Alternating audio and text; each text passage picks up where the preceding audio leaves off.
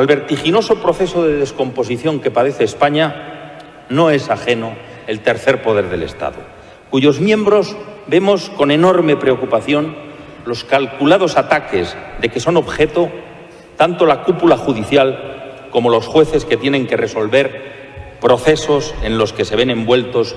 intereses políticos, mediáticos o económicos.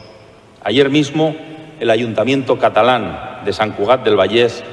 declaró persona non grata al juez Llarena, vecino de esa localidad durante casi 30 años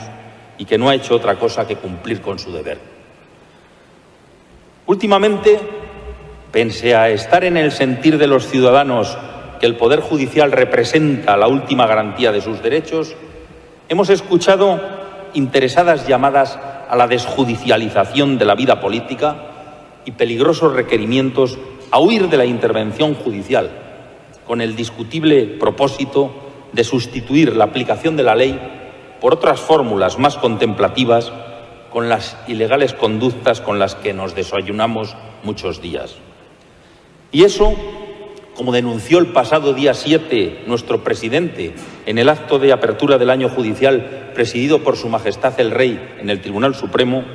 conlleva el riesgo de acabar produciendo una huida de la ley o, lo que es más grave aún, decía, del principio de igualdad en la aplicación de la ley a todos los ciudadanos,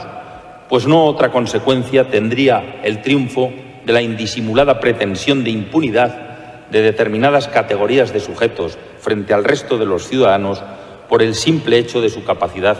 de influencia política, concluía. En este mismo sentido, invariablemente he venido denunciando años atrás que el derecho de gracia, que no es sino una reminiscencia de las monarquías absolutas, se compadece mal con un Estado moderno como el nuestro, siempre que no se utilice para uno de sus fines tradicionales, a saber, conseguir la rehabilitación del penado, corregir algún posible error judicial que pudiera haberse producido o dulcificar el rigor de la pena legalmente impuesta.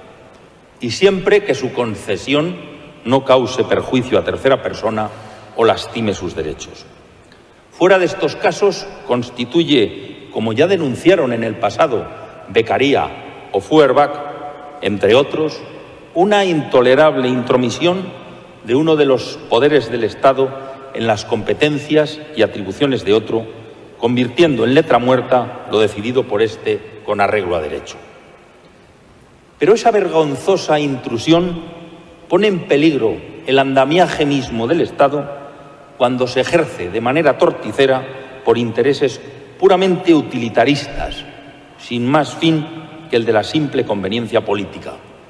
y sin que exista atisbo alguno de arrepentimiento en los delincuentes que han sido condenados por sentencia firme.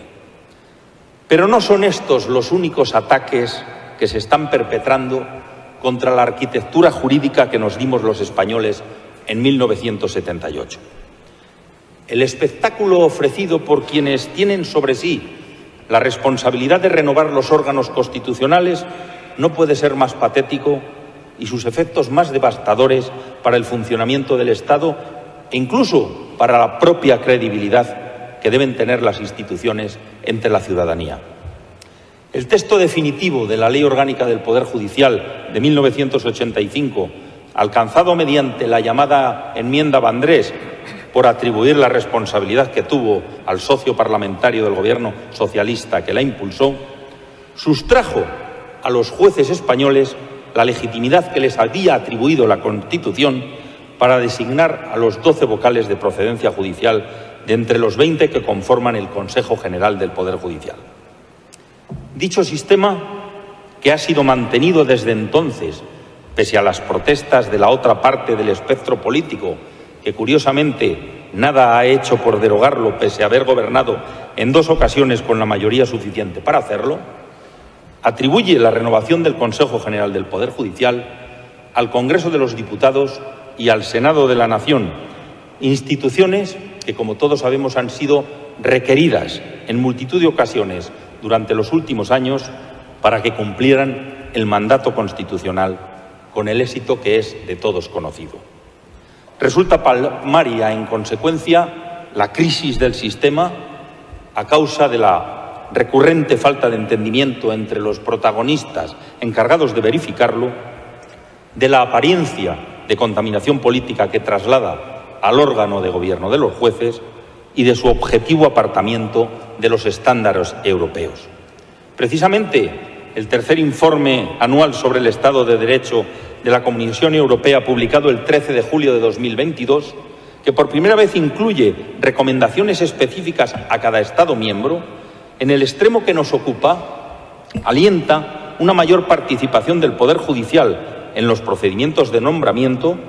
una mayor autonomía de las fiscalías y una más adecuada dotación de recursos a los sistemas judiciales por parte de los Estados miembros. En relación con España, y como ya se recogía en el informe de 2021, se dice que el hecho de que la renovación del Consejo esté pendiente desde diciembre de 2018 sigue siendo motivo de preocupación, porque prolonga la inquietud de que pueda considerarse vulnerable a la politización. Todo ello nos coloca en una situación verdaderamente comprometida en el entorno europeo, con el evidente riesgo de que se nos incoe un expediente por violación de los principios básicos europeos, entre los que se encuentra indudablemente el de la independencia judicial. Expediente que puede llevar acarreado el bloqueo de muchos millones de euros de las ayudas del Fondo Europeo de Recuperación lanzado a raíz de la pandemia. Por si esto no fuera suficiente, la Ley Orgánica 4/2021 de 29 de marzo para el establecimiento del régimen jurídico aplicable al Consejo General del Poder Judicial en funciones limitó las competencias del Consejo, impidiendo el ejercicio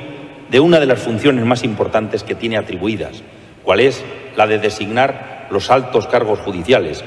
lo que está ocasionando la paralización de muchos de los órganos judiciales de este país, principiando por el Tribunal Supremo, que a día de hoy está funcionando con una cuarta parte menos de la que debería de ser su planta natural, con el consiguiente retraso que ello determina y el correlativo perjuicio que ocasiona al justiciable. Los efectos de esta ley son tan devastadores y el estropicio es tan grande, decía el presidente Lesmes el pasado día 7, que no se había producido una situación semejante en la cúpula de la justicia española en toda la historia de nuestra democracia,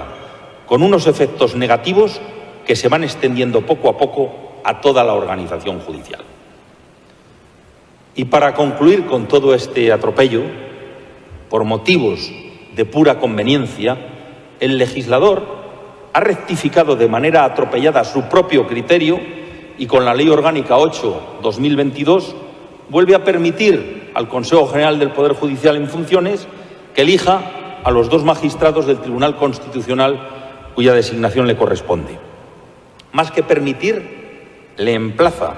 acompañando el emplazamiento de amenazas más o menos veladas y tildando de insumisión o de rebeldía la posible falta de acatamiento.